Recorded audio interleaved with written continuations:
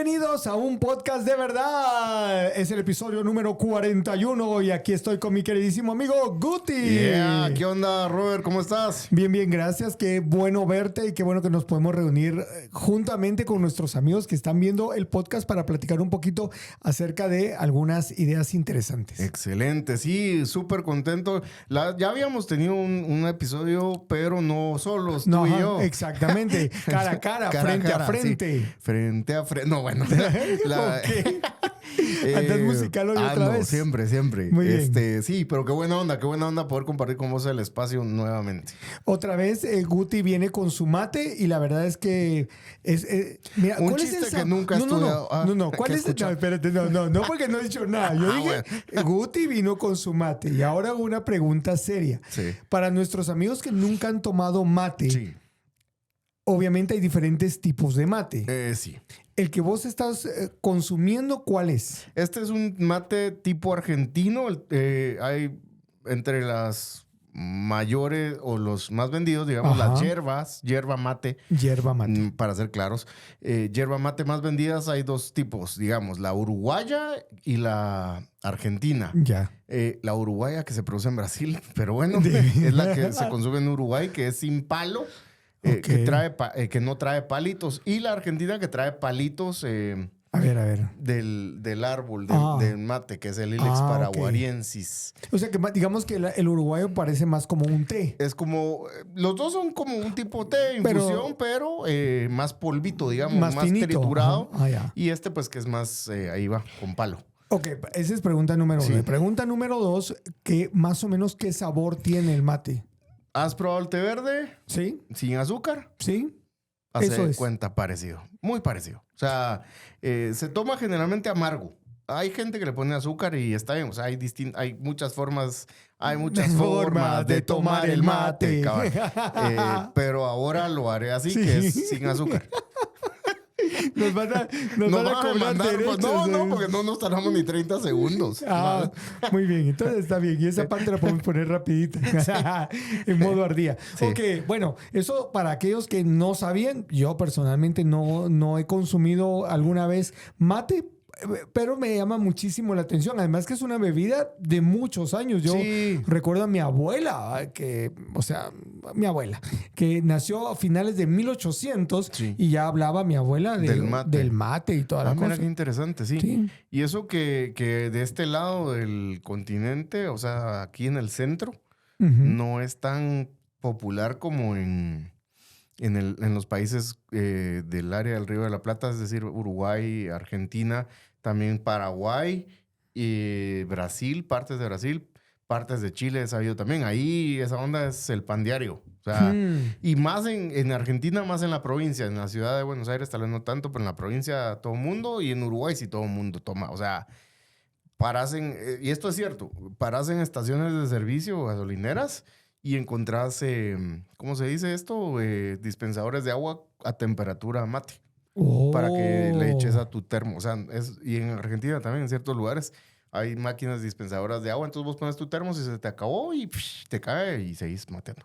Mira, qué interesante. Por cierto, saludos a mi querido amigo Alejandro Borreani de Uruguay. De Uruguay, sí. Que pues también es matero, pero matero uruguayo. Uruguayo. Vamos a tener hoy una conversación muy interesante acerca de cultura. Si esto fuera el segmento de las efemérides, vamos a recordar una noche de abril cuando delante de nuestros ojos vimos un acontecimiento que jamás hubiéramos pensado que hubiera sucedido en siglos. ¿Te recordás cuando la catedral de Notre Dame en París, no sé si lo pronuncié bien, Notre Dame, Notre Dame ardió delante de nuestros ojos en medio de una turba de personas que literalmente fueron a, no sé cuál es la palabra, a incendiar el lugar. A ver, veamos los datos que vos tenés de ese momento en la historia. Es parte de la historia contemporánea. Esto pasó, no recuerdo si en el año 2020, 21. No recuerdo bien, pero sí, fue un hecho sonado en todo el mundo occidental, por lo menos, por lo que simboliza esa catedral en especial. Hasta una película y cuento acerca de la catedral y el jorobado famoso y toda la cuestión. O sea, es un ícono, ¿no? De la cultura occidental, lo que representa para la civilización occidental. Y digamos, cuando vos estabas viendo las imágenes de esa catedral ardiendo y obviamente la violencia con la que los que perpetraron este hecho estaban actuando, incendiando el lugar, ¿qué pensamientos pudieron haber pasado por tu mente? Realmente lo que están atacando no era el edificio, el edificio como tal, sí, obviamente, pero no solo el edificio como por el edificio mismo, sino lo que el edificio representa o simboliza. Y esto también no solo en Notre Dame ha pasado, pasó en países escandinavos, recuerdo no sé si Suecia o Noruega, un músico de black metal incendió varias iglesias, estuvo involucrado en incendios de varias iglesias. De estas iglesias nórdicas lindas de madera, todas y todo, o sea, y las incendiaban porque había este sentimiento anticristiano y finalmente hacia ahí es donde va el asunto. No es tanto lo que representa, sí, la arquitectura linda y toda la cuestión, pero es el querer afrentar lo que estos edificios, estas estructuras representan o simbolizan para mucha gente. De hecho, esta catedral de Notre Dame pertenece a la arquitectura gótica. Sí. Y bueno, lo interesante de la arquitectura gótica es la inmensidad o el tamaño de las construcciones que de una u otra manera hacen que cualquier persona que entre o ingrese a uno de estos edificios literalmente se sienta pequeño ante algo tan inmenso, algo tan grande y obviamente que te evoca a la grandeza de Dios versus la pequeñez del ser humano. De hecho, con esa idea es que fueron construidas varias iglesias y varias catedrales antiguas, ¿no? Y no estoy hablando de nada más de iglesias católicas romanas o estructuras católicos romanas, o sea, es decir, las iglesias en Escandinavia eran iglesias protestantes en su mayoría. Entonces, igual, ¿no? Representan algo y esta idea que se impregnó en la arquitectura occidental y en las artes occidentales. Hay un episodio que ya tenemos también y el episodio anterior también lo mencionábamos de cierta forma. Exacto.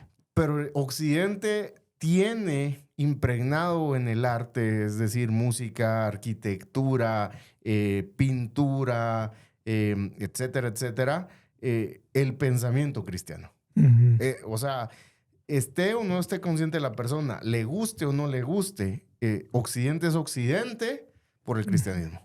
Qué interesante esto, porque otra vez estamos hablando acerca de lo que como civilización, como cultura hemos recibido. Y ese hecho, y perdón que hoy o en este episodio nos centremos un poco en el tema de Notre Dame para poder ejemplificar lo que a nivel sociedad estamos viviendo. Una literal rebelión, sublevación y ataque contra el cristianismo. No solo como religión, sino realmente esta cosmovisión, esta manera de ver el mundo que definitivamente de alguna manera hace que las personas o que un grupo de personas le tengan, voy a usar palabras guatemaltecas, le tengan cierta tirria y entonces estén dispuestas a mostrar su descontento hacia, como decía Guti, al punto de destruir estas representaciones de lo valioso, de la grandiosidad del Dios del que cree el cristianismo. Es correcto.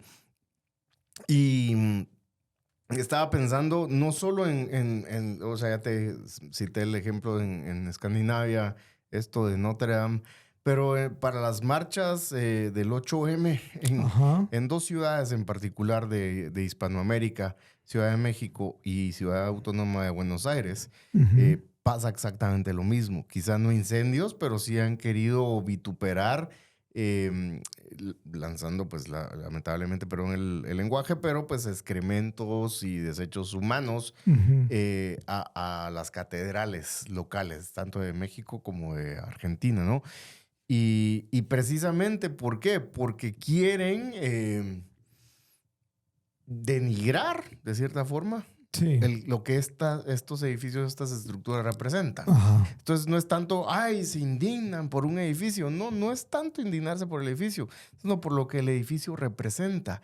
Representa, como bien mencionabas, algo que se ha hecho para exaltar la grandeza de Dios y recordarle al ser humano que Dios es grande y la pequeñez del ser humano. Ya lo hemos mencionado en otros episodios de un podcast de verdad. Nosotros no pretendemos ser expertos en los temas. Ya ustedes saben que yo soy un comunicador, yo soy licenciado en Ciencias de la Comunicación. Por supuesto que amo la teología, amo la palabra de Dios y amo estudiarla. Y Guti es abogado y notario y obviamente alguien que también ama la palabra de Dios. Y yo, pues ya lo he dicho como 20,000 veces, ya no lo voy a decir más, pero saben ustedes que admiro y aprecio la mente brillante que tiene Guti. Muchas gracias. Entonces, la conversación aquí gira como dos personas, uno tomando mate y el otro no tiene bebida, pero aquí debería tener una taza de café, ¿verdad? Sí. Pero mi punto es que esta es una conversación casual sobre un tema. Y si usted quiere, vaya, googlee, profundice acerca de los temas. Es lo que lo animamos con estas conversaciones que tenemos en un podcast de verdad. Que, por cierto, quiero agradecer muchísimo a Open Marketing la oportunidad que nos da de tener estas grabaciones y poderlas compartir con ustedes a través de las redes sociales. Hoy está José en los controles. Eso. Y José saluda con la B de la victoria. ¿Ya que saludó ahí? Con la B de la victoria. Eso, ahí está. José en los controles. Buena onda. Gracias, José, por tu paciencia con nosotros. Eso. Mucha paciencia. Regresando con nosotros, estamos hablando entonces acerca de ese evento que lo que nos da es el pie de conversar acerca de cómo estas naciones, Guti, que en un punto de su historia fueron impregnadas por el evangelio, fueron impregnadas por la practicidad del evangelio que los llevó a desarrollar sus labores artesanales, elaborar leyes que fueran un poco más justas de lo que existía, que influenciaron la educación, los sistemas de salud. ¿Cómo es posible que estas sociedades ahora estén literalmente dándole la espalda totalmente a ese Dios y a ese pensamiento que los impactó en algún momento de su historia? Fíjate que es bien interesante. No hay un factor único, digámoslo de esa forma. Hubo una convergencia de varios asuntos. Empezaron a suceder un montón de cosas que fueron llevando a estos países europeos a la secularización que hoy viven. De hecho, uno de los eventos más trascendentales en Europa fue el tema de la Ilustración. Allá en el siglo XVIII, si no estoy mal. Sí, siglo XVIII. La Ilustración, pues, fue un movimiento, obviamente, que no empezó en un año, o sea, ya era algo que se venía gestando y toda la cuestión. Llevó al tema de la Revolución Francesa y bueno, esta idea de no necesitamos a los reyes, no necesitamos la monarquía. Que llevó a la democracia también, y la democracia es algo bueno, por supuesto, pero fue producto de todo este tema del hombre puede y debe buscar y procurar su propio bienestar. Y no necesitamos a gobernantes que se aprovechen de nosotros, con lo cual estoy de acuerdo. Con lo que no estoy de acuerdo es la forma, ¿no? Claro. Porque pues ahorcaron a Luis XV, si no estoy mal, que fue. Si no, pues ahí va a haber la fe de ratas correspondiente. En la Bastilla, la toma de la Bastilla famosa. Y parte de todo este espíritu de nosotros no necesitamos, ¿verdad? Va a volcarse también contra la otra institución, aparte de la monarquía, que de cierta forma representaba o dictaba una normativa de vida, que es la iglesia. ¿Verdad? Entonces, también no necesito que me digan nada que hacer, es decir, yo puedo elegir a mis autoridades y vamos a hacer eso, y de hecho Francia pues empezó a hacer eso, es uno de los pocos países en Europa, si no estoy mal, que no tiene monarquía a la fecha. De ahí España, Portugal, Dinamarca, Países Bajos tienen monarquía todavía. Gran Bretaña tiene monarquía todavía. Países nórdicos también tienen monarquías. Entonces, en Francia no sucede este fenómeno. Obviamente, el quererse separar de instituciones tradicionales, llamémosle así, o clásicas, va a implicar obviamente separarse no solo de la monarquía o deshacerse de la monarquía, sino deshacerse del cristianismo, digámoslo de esa forma. Interesante. Guti, si pudiéramos solo como un paréntesis y como para hacer un ejercicio a beneficio nuestro y de nuestros oyentes, porque lo que yo entiendo con lo que estabas hablando es realmente lo que esos movimientos buscaban era algo plausible. Claro. O sea, el hecho de, no depender de una monarquía y que el pueblo asumiera su responsabilidad en cuanto a la gobernanza. Claro. Entonces, que no es malo. Exacto. Necesariamente. Ajá, que no es malo. Ajá. Pero obviamente ahí se cometieron excesos que como creyentes no aceptaríamos. Un poco como lo de la época de Martin Luther King. O sea, habían dos corrientes. Una muy pacifista, que era la de Luther King, y una más violenta como la de Malcolm X. Así es. Pero lo que quiero decir es, viéndolo a la luz de la distancia, del tiempo, teniendo ya muchísima información, ¿cuál crees que debería haber sido, por ejemplo, la actitud de los cristianos en esa época, por ejemplo, de Martin Luther King? Después te voy a regresar a donde estamos hablando, pero ¿cuál debería haber sido esa actitud? Creo que sí hubo una actitud, de hecho, una resistencia pacífica. Que es realmente el llamado de las escrituras a los creyentes, una resistencia pacífica, una resistencia no violenta, una resistencia diferente, donde si a mí me obligan a andar una milla, yo voy 2, si me golpean una mejilla, pongo la otra, y esto no necesariamente implica un pacifismo. Hay un argentino teólogo y autor de un libro que se llama, editor de un libro que ya salió a la venta, si no estoy mal, y que nuestra amiga Ana Ávila escribe un capítulo ahí que se llama Teología Pop. Él se llama Lucas Magnin y tiene un video muy bueno, por ahí podemos poner el link tal vez, respecto a la resistencia pacífica a la que el cristiano está llamado. Entonces, creo que sí hubo resistencia pacífica en el tema de Luther King con las marchas en Selma, Alabama y toda la cuestión. Pacíficas, no estaban buscando por la fuerza esto, y creo que fue un parteaguas esto de la camioneta en Selma, Alabama. Entonces ahora regresemos en el tiempo a esta etapa de la Ilustración. Y este reclamo por tener más control, porque ese es básicamente más control de la gobernanza en esa época. No sé si hay algo escrito al respecto, pero ¿cuál debía ser entonces en ese momento la actitud cristiana ante esa violencia extrema que estaba pasando con los franceses? Era un abuso el que provocaban los gobernantes, por supuesto, y también fue un abuso la respuesta, ¿no? Exacto. Es decir, no, pero ¿qué querían? No iba a haber cambios sin eso. Entonces, y siempre es la justificación y es bien interesante. Mira, ¿cuál debió haber sido la respuesta? No sé, te mentiría si te digo, quizá debieron haber hecho, porque desconozco si hubo cristianos que realmente trataron. Me imagino que sí hubo, porque en todas las épocas ha habido cristianos que han querido resistir pacíficamente y que lo han hecho de cierta forma. Claro. Lo que sí es un hecho y es bien interesante, es lo irónico del lema de la Revolución Francesa, que es producto de la Ilustración, pero empapado de pensamiento cristiano. Empapado. Libertad, fraternidad y la igualdad. Égalité, fraternité, liberté. ¿Qué tal? ¿Qué tal? Pepe Le Pew con nosotros. Bonjour, mademoiselle. O sea, si te das cuenta, el lema de la revolución, igualdad, fraternidad y libertad,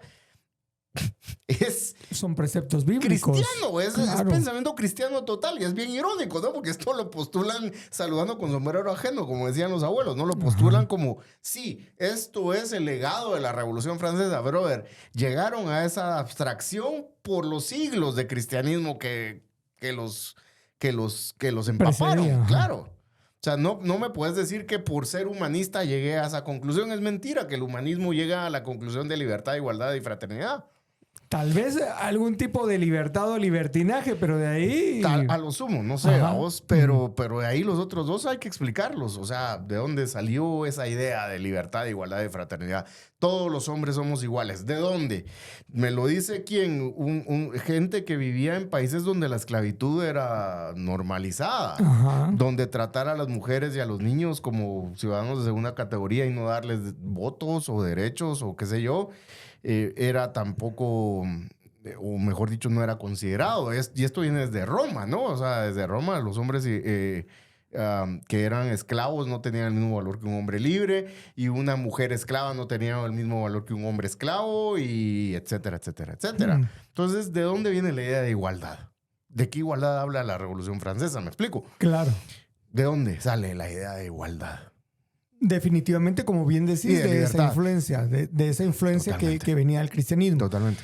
Pero algo que también mencionabas, aparte de esta influencia, es este proceso que se vino dando a lo largo de los años, donde las personas empezaron a darle vuelta a estas ideas, lo que se llamó luego la Ilustración, sí, y que definitivamente trajo no solo estos cambios en Francia, sino en otras partes del mundo. Claro. Pero digamos, lo que quiero llegar es, aparte de que eso fue un proceso, es cómo llegamos entonces a ese punto de decir, desconectémonos de Dios. Precisamente por la idea de que no necesitamos, o sea, es decir, la Ilustración llega al punto antropológico culmen, digámoslo así, en decir que el hombre tiene todo lo que necesita para llegar a ese grado de ilustración y de autorrealización, pues. Ya. ¿Verdad? Entonces, de ahí viene realmente. Interesante, porque obviamente todo este pensamiento a lo largo del tiempo ya se fue desarrollando mucho más, fue adquiriendo forma hasta, y si querés agregar algo en ese gran paréntesis o en ese espacio, pero digamos se fue desarrollando hasta llegar a este tipo de violencia que vemos en la actualidad, sin ningún tipo de pena ni de vergüenza contra la propiedad, hablando de edificios, pero también contra personas. Totalmente. O sea, ¿cuántos creyentes son asesinados diariamente en el mundo por su fe? Claro. Bueno, ahí es bien interesante. En Occidente todavía no pasa, y es otra vez... es producto de cómo se creó este lado del mundo, o cómo creció este lado del mundo. Es decir, esa libertad que tanto pregona. Y cito el lema de la Revolución Francesa porque es básicamente el fundamento de la Ilustración. En los países donde los cristianos son perseguidos por su fe, el pensamiento cristiano occidental no pegó, que es en Oriente. Es decir, en países... árabes, digamos. Árabes, donde el Islam cobró pues bastante relevancia. Dicho sea de paso, en el episodio anterior se mencionó parte de eso, ¿no? Del famoso científico y ateo Richard Dawkins, que es ateo recalcitrante, pero que en una reciente declaración salió diciendo que él se considera cristiano cultural. O sea, que acepta el legado del cristianismo, fíjate vos las ironías de la vida, que acepta el legado del cristianismo en Occidente. ¿Por qué? Por la gran escalada y crecimiento del Islam en Gran Bretaña, que ha tenido un crecimiento exponencial en Gran Bretaña y en otras partes de Europa. Y ante el miedo a una persecución, y es bien irónico, ¿por qué esta religión? Y no nos vamos a meter ahorita a hablar de si una religión o XY, pero ¿por qué esta religión genera ese sentimiento de un ateo recalcitrante? ¿Por qué se siente amenazado y en la necesidad de decir que el cristianismo ha hecho muchos aportes a la cultura occidental? Claro. A propósito de que ahorita está creciendo esta cosmovisión en ese país. Entonces, algo tendrá el cristianismo que ver con la forma en que piensa Occidente. Algo tiene que ver. Persecución en Occidente por ser cristiano todavía no hemos vivido. Hay gente que va a decir que sí, que no sé qué. No es cierto, no hemos vivido. O sea, a ese nivel... Como lo mencionabas, que son muertos por su fe. Wow. Ahora, regresando, nuestro episodio de hoy se va a centrar en Notre Dame. 1793. 10 de octubre de 1793, esta revolución que estás hablando, marchan hasta Notre Dame, sustituyen la estatua de la Virgen María por una estatua a la diosa de la razón. Sí. O sea, yo quisiera enfatizar que este tema, como bien decías, ha venido en una evolución a lo largo de los años. Este asunto de me quiero liberar de las cadenas de la religión y de Dios. ¿Verdad? Y entonces, no sé si te acuerdas aquel famoso jingle que estuvo en la televisión. Yo construyo mi futuro. Exactamente. Y dijo el hombre. Ajá, yo construyo mi futuro y hagamos que el mañana sea cada día mejor. Entonces, el moralismo es básicamente, tomo todo esto que la religión me enseñó, sí. Pero lo voy a eliminar a Dios de la ecuación, voy a eliminar a la Biblia de la ecuación, sí.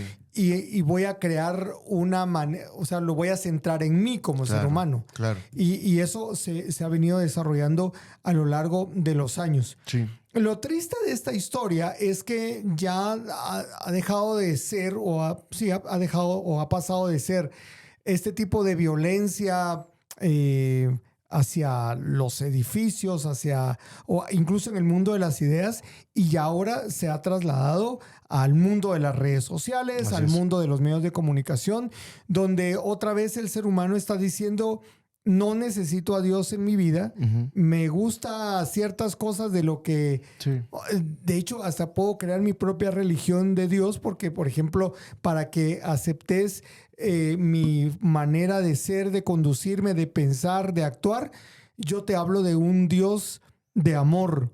Y que es todo amor y que este Dios me acepta tal cual soy. Entonces yo no entiendo cómo vos, siendo un cristiano, no puede entender que Dios es un Dios de amor y vos sos una especie de fariseo moderno que no entiende que Dios es amor. Sí, claro. El mote este de fariseo es uno de los que más le gusta a los abanderados del secularismo cristiano. Qué irónico, ¿no? Donde me gusta la idea del amor, pero no me gusta la idea de que el amor de Dios es bajo los términos de Dios. Entonces yo lleno los espacios en blanco. Y como decías, lo que me gusta sí, lo que no me gusta no. Como que si no viniera en paquete la cosa. Más adelante creo que lo vamos a hablar en algún otro episodio, el tema de amor es amor. ¿Me explico? Y ya sabes hacia dónde va la cosa. Claro, en griego nadie decía eros es ágape. ¿Me explico? Sí. O fileos es eros. No, amor no es amor. En español, porque solo tenemos una palabra. En griego tenían 4 para explicar esto esos del diferentes amor. Tipos de amor. Sí, entonces eros no es ágape, eros no es fileos, eros no es estorge, o ágape no es eros. ¿Me explico? No es amor, es amor. O Dios es amor, Dios es ágape. Sí. ¿Y qué significa esto? ¿Me explico? Entonces no es la cuestión en mis términos y lo que a mí me gusta o lo que a mí me parezca. Es totalmente contraintuitivo el asunto si eliminamos a Dios y al cristianismo de la cultura occidental. Entonces nos queda una masa amorfa ahí con un montón de postulados bonitos moralmente que suenan, pero donde si te amo, te acepto como sos y no te quiero cambiar, y es chocante decir Dios te ama tanto que no te va a dejar como te encontró. ¿Verdad? Sí. Probablemente te mete en problemas. Si te meto en problemas, simplemente no contestas y estamos bien. Me llama mucho la atención todo este movimiento y todas estas ideas de pensamiento. Vuelvo a insistir, esta idea de querernos divorciar de Dios, querernos apartar de Él. Vos hablaste de este secularismo cristiano, ¿verdad? Y hablando de este secularismo cristiano, ¿cuándo crees que en nuestra época moderna cobró más fuerza? Híjole, mira, es difícil el análisis porque, pues, no sé, tendríamos que tener datos, estadísticas y demás, que creo que Barna y Pew Research han hecho lo propio en algún momento, solo que ahorita no tengo el dato enfrente. Pero si me atreviera así a ojo de buen cubero y ojo con esto, yo no estoy diciendo ahí es y toda la cuestión, pero creo que empieza más o menos en los años 70. Sí. Irónicamente, con el movimiento de Jesus Movement, ¿sí? Sí. Donde hay, pues, no estoy diciendo si fueron o no fueron salvos de verdad. De hecho, está hasta una película, creo. Sí, ¿no? ajá. Sí. Sí. De Jesus Movement, el movimiento de Jesús, donde muchos hippies empiezan a convertirse al cristianismo. ¿Y por qué es importante mencionar lo que pasa en Estados Unidos? Porque en Hispanoamérica, queramos o no, Estados Unidos nos manda después la tendencia, ¿no? Ajá. Entonces, a partir de ahí empieza esta idea de un Dios que es amor, un Dios que ama, que va muy en consonancia con el tema hippie, ¿no? Claro. De amor. Sí, amor, pero vamos a amar en los términos de Dios, lo cual es bueno. Pero hay un montón de cuestiones ahí que pues no terminan de hacer un match o de hacer una diferenciación. Entonces, Dios te acepta como sos. ¿Será que Dios te acepta como sos? O sea, ¿a qué se refiere eso? Dejar en el tintero o en blanco el tema, Dios te acepta como sos. Ajá, o sea, no necesito cambiar, no tengo que cambiar nada. No, porque Dios te ama tal cual sos. Sí. Y ahí tenemos pues el caso de Lonnie Frisbee, ¿va? Ajá. Que lo pueden buscar, no lo vamos a hablar ahorita. Pues sí, porque Dios te acepta como sos. Es interesante esto que estás hablando porque pareciera ser que en este proceso, y me gusta que estemos hablando de este momento porque es mucho más cercano a nosotros. Estamos de lo que pensamos, claro. claro. De los 70s, porque lo que yo veo y he visto, y ahora que vos lo estás mencionando lo recuerdo, es que, digamos, permitimos que o les abrimos la puerta a este grupo de personas, lo que hizo el excelente trabajo, me refiero como evangelista, como claro. pastor y con alguien que mostró el amor de Dios, Chuck Smith, sí. de Calvary Chapel. Sí. Pero yo siento que fue como muy... vení, entra, pasa adelante y te dejo entrar con todas tus ideas. O sea, no hubo una ¿cuál es la palabra? Cuando voy a decir cambiar el chip. Sí. No hubo actualización de software. Una transformación, una renovación. Una renovación de la mente. Y es bien interesante lo que mencionas porque justamente, y se conecta con todo lo que venimos hablando, aunque no parezca. Pablo en Romanos 12 empieza diciendo, no se conformen a este mundo, sino transfórmense. O sea, que es una acción reflexiva, un verbo reflexivo, algo que yo debo hacer, pero no por mis fuerzas. Transfórmense mediante la renovación de su mente, lo cual es posible únicamente a través de la palabra, de la Biblia, claro, ¿no? Claro. Pero Pablo está llamando al creyente a transformarse, a renovar la mente. Es decir, tiempo mucha. Esta onda de amor que traemos está bien, ¿no? Pero tenemos que amarnos los unos a los otros en los términos de Dios, de la palabra de Dios. Que Dios determina. No esta cuestión de, bueno, démosle y sigan ustedes y ahí pues que Dios les ilumine, ¿va? Ahí vamos, ¿no? Y otra vez, creo que sacar las cuestiones buenas no debe excluir de lo que no se hizo. O sea, y faltó quizá esto, ¿no? El decir, mucha, tal vez debemos enderezar un cacho al barco, pues, o sea, está muy bonito toda la cuestión, qué bueno que se están salvando tantos hippies y qué buena onda, pero... querían seguir viviendo en sus comunidades. O sea, pensaban que lo que estaban haciendo era... Solo había que cristianizarlo, ¿no? Ok. Qué directo y qué fuerte esto. Voy a hablar directo a la cámara. Una de las cosas que yo veo ahorita en principio que debemos prestarle atención es a este hecho de que todos los que venimos a Cristo, los que Él nos ha encontrado y nos ha dado la oportunidad de ser sus hijos, todos debemos entender que ese bagaje que traemos del pasado debe ser transformado. O sea, no hay nadie que pueda llegar delante de Dios y decir, como he vivido, estoy bien, solo necesitaba agregar a Jesús aquí. Jesús. Ajá, pero yo estoy bien. No. Ya tengo el accesorio que me faltaba. Sino básicamente es decir, necesito una transformación porque la manera en que pienso y la manera en que actúo aunque sean cosas bonitas y sean cosas buenas, necesitan pasar por ese proceso de transformación a través de la palabra de Dios. Y un ejemplo más de lo complicado que es el asunto. No es una cuestión monodimensional. Supongamos, dejemos a los hippies en paz. Supongamos que los que se empiezan a convertir en masa son los ateos materialistas, los que creen que estamos aquí por casualidad y del destino y pues solo surgimos así espontáneamente. Ajá. O sea, sin propósito, sin nada. Y se empiezan a convertir en cristianos y dicen, bueno, muchachos, entonces vamos a aceptar todos los postulados cristianos, Dios es amor, tenemos que amarnos los unos a los otros y todo. Pero esa cuestión de que hay un Dios creador, eso no, muchachos, eso no. Sigamos creyendo, o sea, ¿me explico? Claro. O sea, no puedo venir y decir, acepto esto, pero esto no. O creo que Dios crea todo lo que existe, lo que veo y lo que no veo. O pues mejor sigo creyendo que surgimos los seres humanos por cuestiones espontáneas o azares del destino.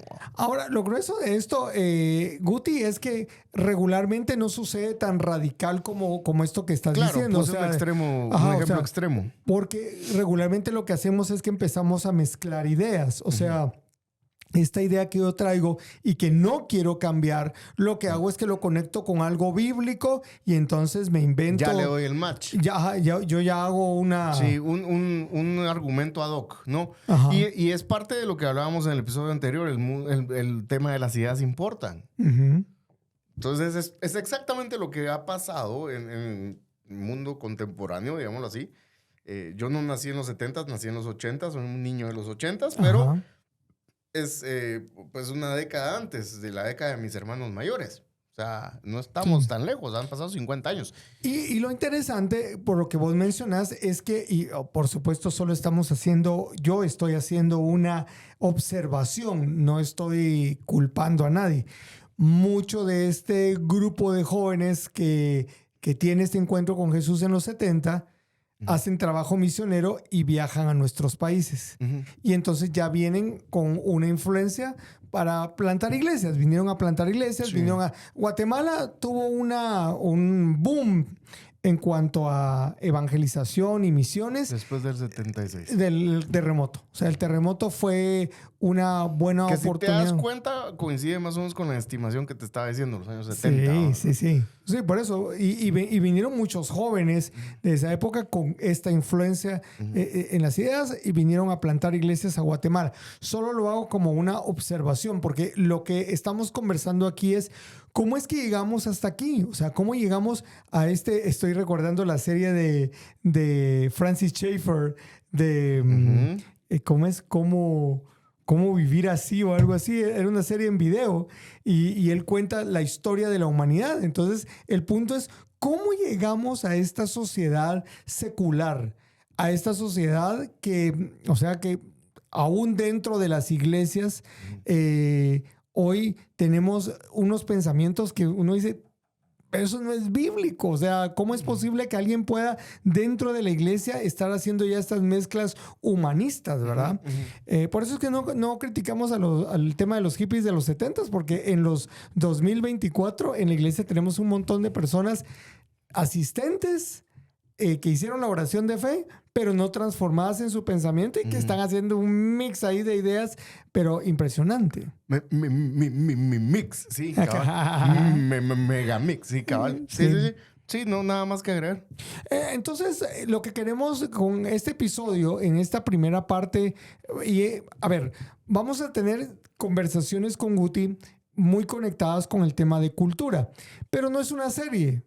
Van a ser temas desperdigados, diría mi abuelita, de episodios individuales, pero queremos hablar de la cultura. O sea, ¿cómo es posible que sociedades donde la palabra de Dios estuvo en la supremacía y tuvo una influencia y lo que se ha demostrado a lo largo de la historia es que habiendo seguido los principios de la palabra, habiendo vivido un cristianismo bíblico, estas sociedades prosperaron y se desarrollaron? Pero cuando llegaron al punto de desarrollo, O sea, literalmente estas sociedades le han dado la espalda a Dios.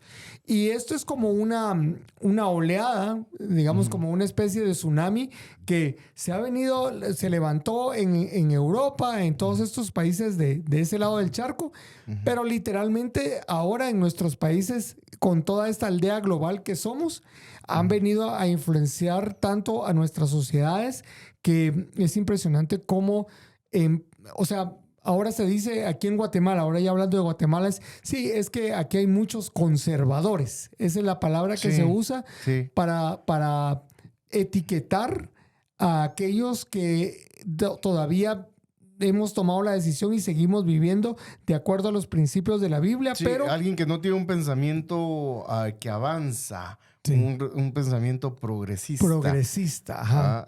Sino que alguien que es retrógrado. Claro. Esas son las etiquetas. Porque en teoría, en esta línea de pensamiento, las cosas van evolucionando, las cosas van cambiando. Entonces, también Dios cambia, también la Biblia debería cambiar, también el pensamiento cristiano. La interpretación de la Biblia debe cambiar también, ¿no? Ya no seamos tan retrógrados, ya no seamos y empiezan a meter las palabras con fóbico, ¿no? Ajá. Tan fóbico, tan X, Y, Z. Entonces, es bien interesante porque pues se ha permeado en Guatemala, queramos o no, que es donde estamos hablando. Y otros países de Hispanoamérica, pues que no se diga, ya van más de otro lado. Hace algunos episodios, recuerdo que aquí en este podcast mencionamos acerca de la famosa biografía de Winston Churchill. Y Winston Churchill, o sea, su autobiografía no fue un libro, fueron varios tomos de su historia, contando él sus diferentes experiencias. Pero hay un tomo que se llama La tormenta que se avecina. Y en ese tomo, Winston Churchill cuenta cómo él, siendo un político británico, se dio cuenta de lo que estaba pasando en Alemania.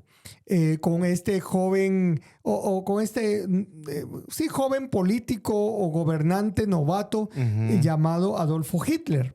Y entonces como él empezó a advertir, vio las señales y Churchill fue de los primeros que dijo, este cuate es una amenaza. O sea, esto no pinta bien, esto va a tener un giro inesperado y que puede ser algo complicado. ¿Y qué hicieron los políticos ingleses o británicos? Literalmente le aplicaron la ley del hielo y lo sacaron del círculo.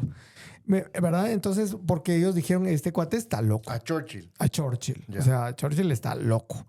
¿Cómo va a estar pensando esas cosas de este canciller alemán?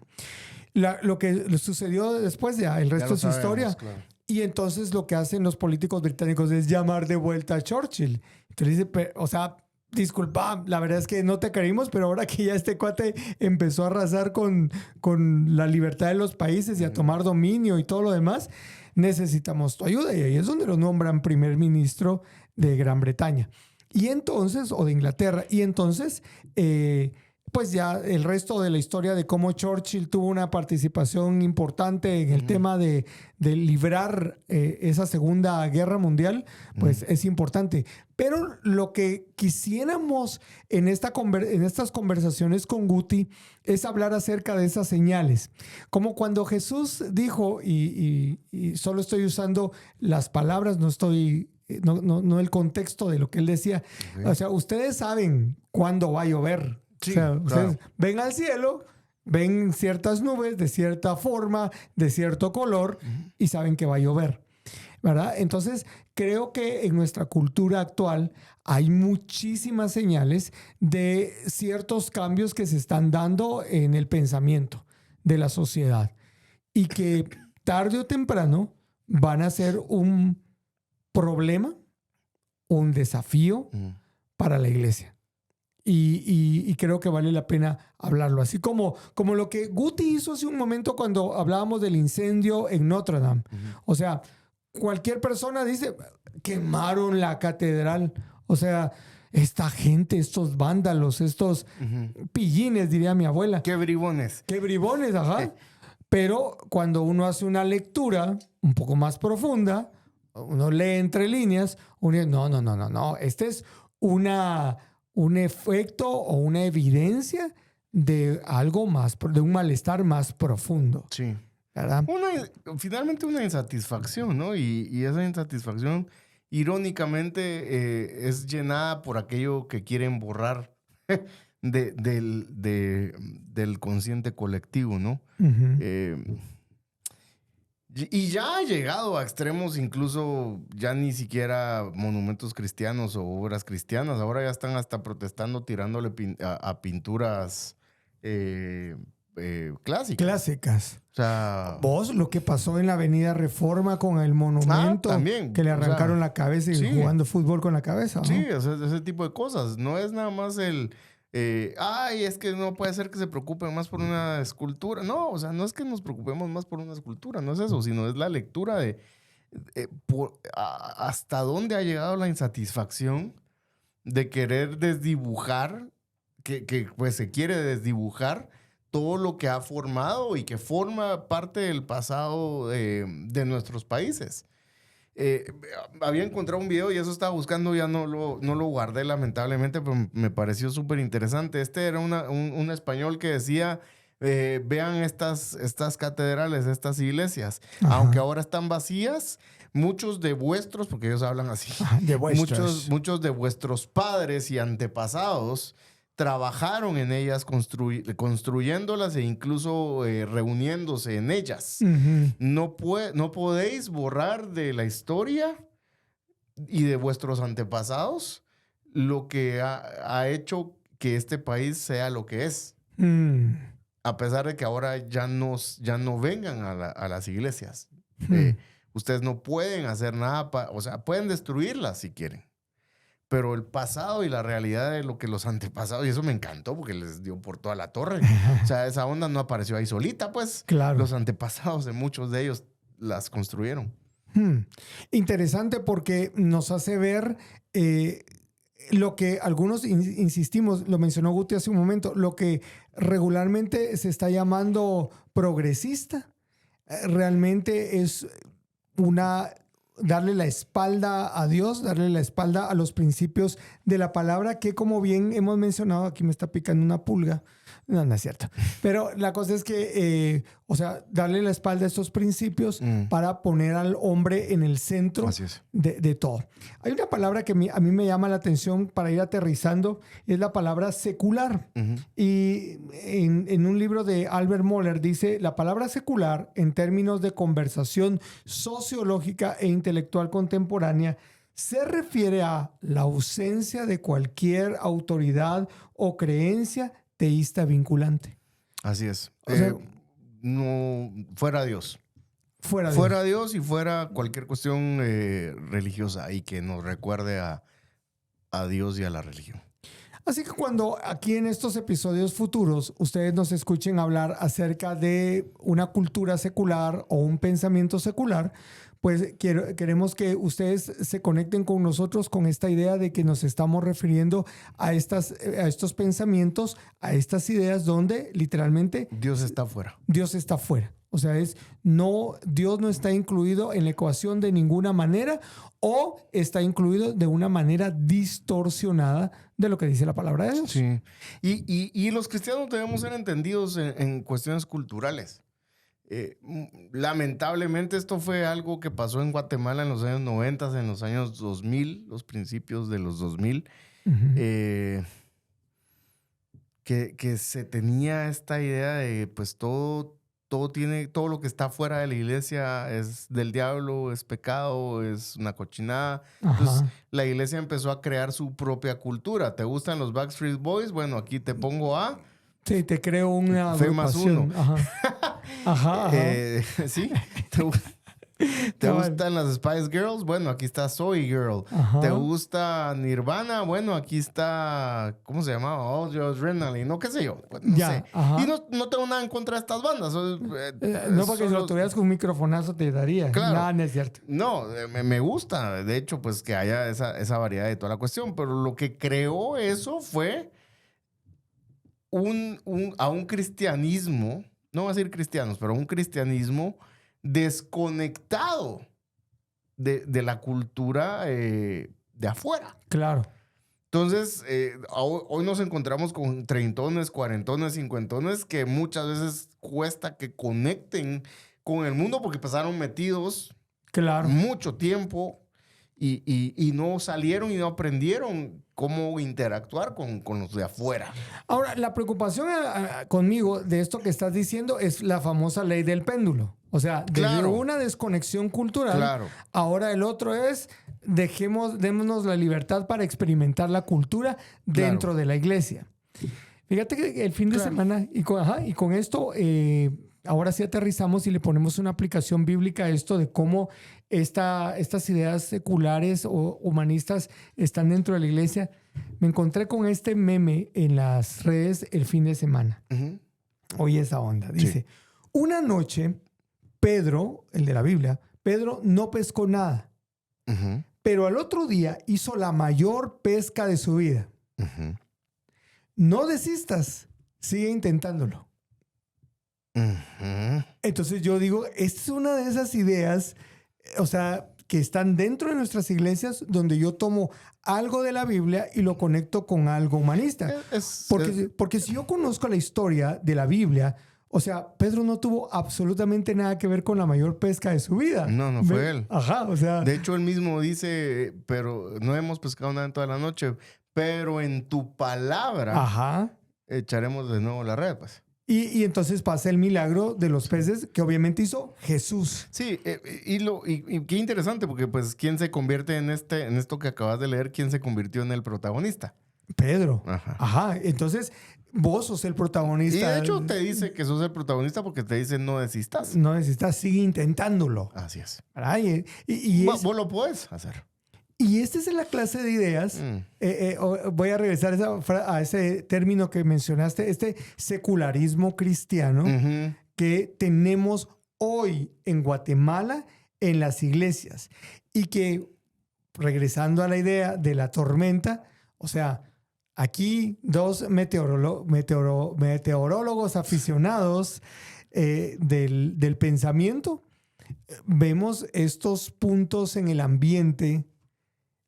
Y como se dice, si tiene pico, dos patas y hace cuac, es pato. Así es. Entonces, creo que hay muchas señales de todo este pensamiento que está impregnando la iglesia, que literalmente está, se pronostica que no vamos bien. Uh-huh.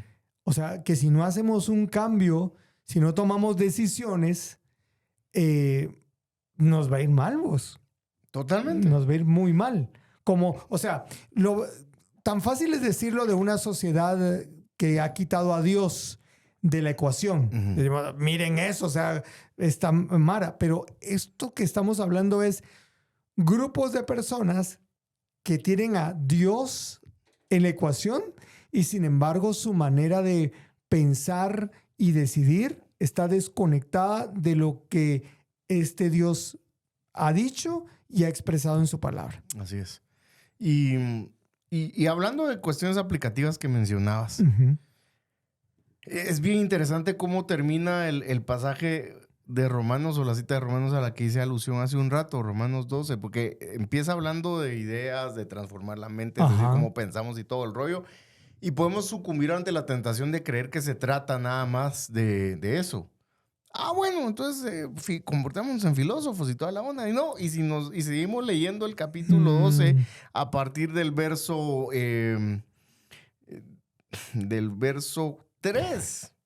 Wow. Empieza a dar cómo esto de transformar la mente debe verse en manera aplicativa, primero dentro de la iglesia y después con el prójimo, con el ser humano en general.